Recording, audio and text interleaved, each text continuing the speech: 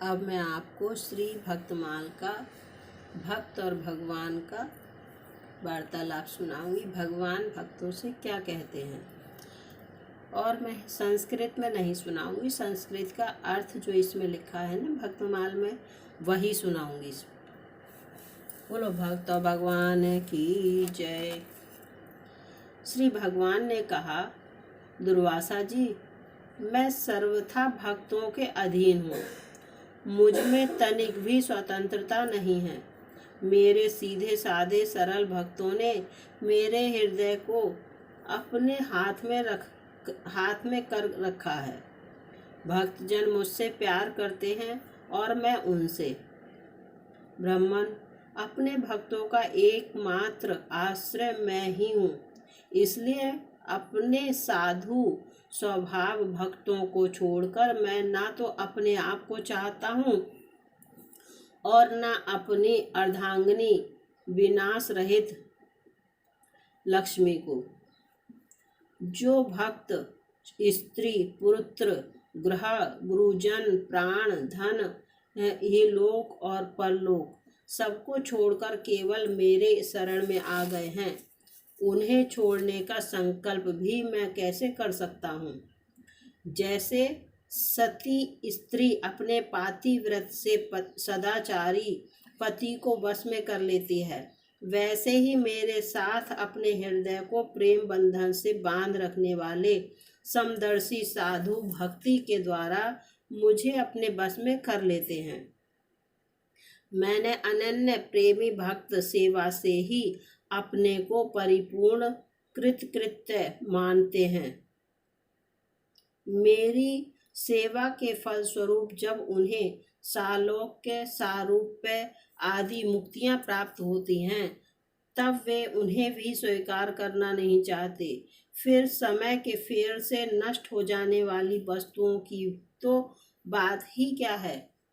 दुर्वासा जी, मैं आपसे और क्या कहूँ। मेरे प्रेमी भक्त तो मेरे हृदय हैं और उन प्रेमी भक्तों का हृदय स्वयं मैं हूँ। वे मेरे अतिरिक्त और कुछ नहीं जानते तथा मैं उनके अतिरिक्त और कुछ भी नहीं जानता। भगवान श्री कृष्ण ने कहा, प्यारे उद्धव, मेरा भक्त कृपा की मूर्ति होता है। वह किसी भी प्राणी से बैर भाव नहीं रखता और घोर से घोर दुख भी प्रसन्नता पूर्वक सहता है।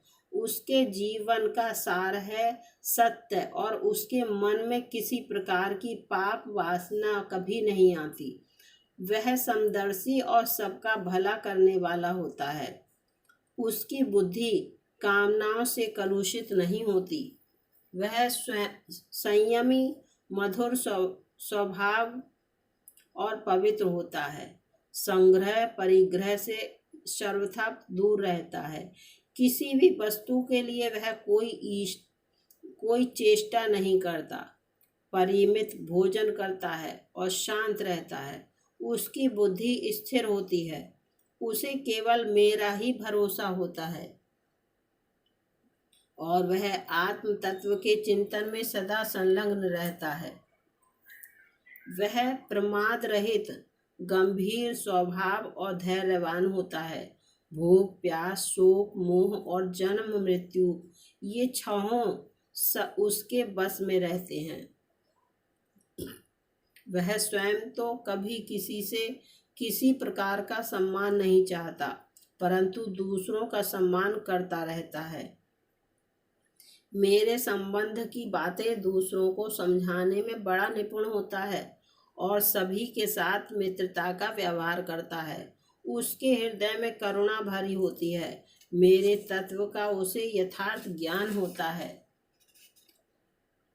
जिसने अपने को मुझे सौंप दिया, वह मुझे छोड़कर ना तो ब्रह्मा का पद चाहता है और ना देवराज इंद्र का।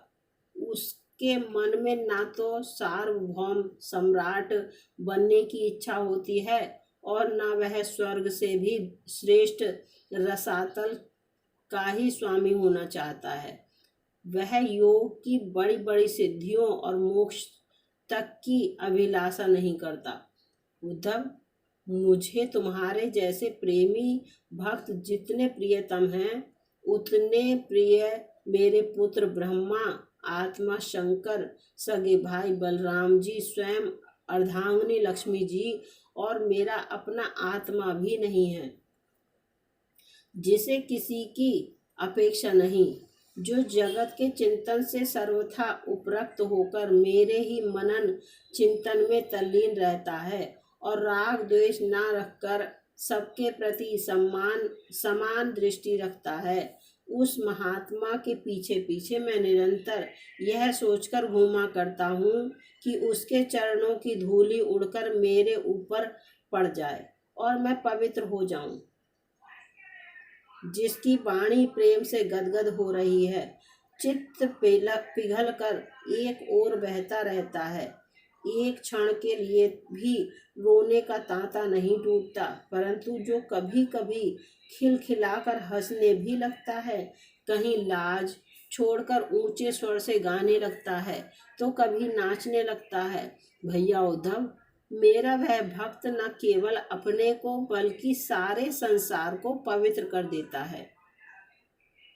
जो मेरी भक्ति प्राप्त करना चाहता हो, वह मेरी अमृतमय कथा में श्रद्धा रखे, निरंतर मेरे गुण लीला और नामों का संकीर्तन करे, मेरी पूजा में अत्यंत निष्ठा रखे और स्तोत्रों के द्वारा मेरी स्तुति करे, मेरी सेवा पूजा में प्रेम रखे और सामने साष्टांग लौट कर प्रणाम करे, मेरे भक्तों की पूजा मेरी पूजा से बढ़कर करे और समस्त प्राणियों में मुझे ही देखे। उद्धव जी, मेरे भक्त को चाहिए कि अपने सारे कर्म मेरे लिए ही करे और धीरे धीरे उनको करते समय मेरे स्मरण का अभ्यास बढ़ाए। कुछ ही दिनों में उसके मन और चित्त मुझ में समर्पित हो जाएंगे, उसके मन और आत्मा मेरे ही धर्मों में रम जाएंगे।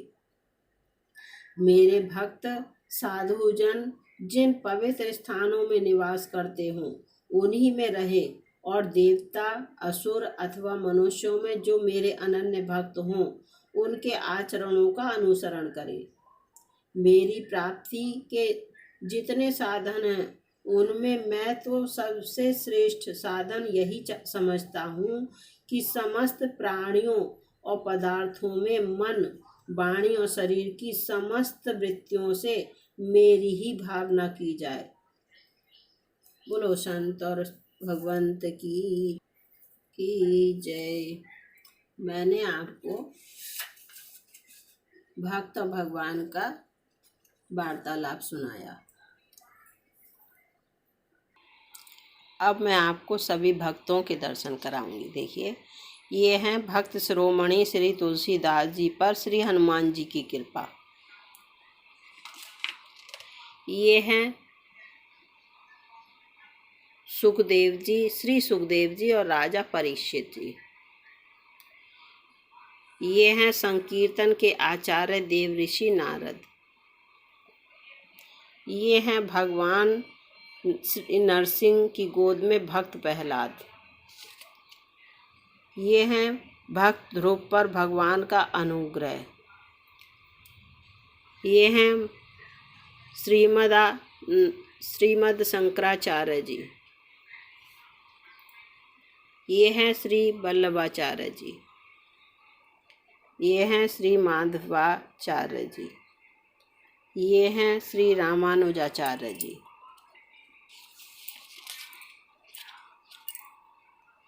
ये हैं श्री निम्बारकाचार्य जी।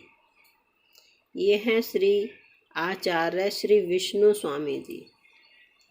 ये हैं श्री चैतन्य महाप्रभु जी का प्रेमोन्माद। ये हैं श्री ज्ञानेश्वरी। ये हैं संत श्री ज्ञानेश्वर। ये हैं भक्तिमती मीराबाई का विषपान करना। ये हैं श्री भक्त श्री सूरदास जी। ये हैं संत ज्ञानेश्वर जी। ये हैं संत कबीरदास जी। ये हैं भक्त सुदामा का ऐश्वर्य। जब भगवान ने सुदामा जी को 3 मुट्ठी चावल के लिए सब ऐश्वर्य दिया था।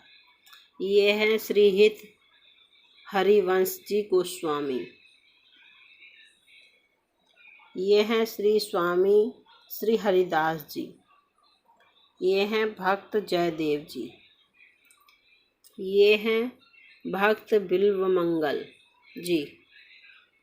ये हैं श्री सठ कोपाचार्य जी।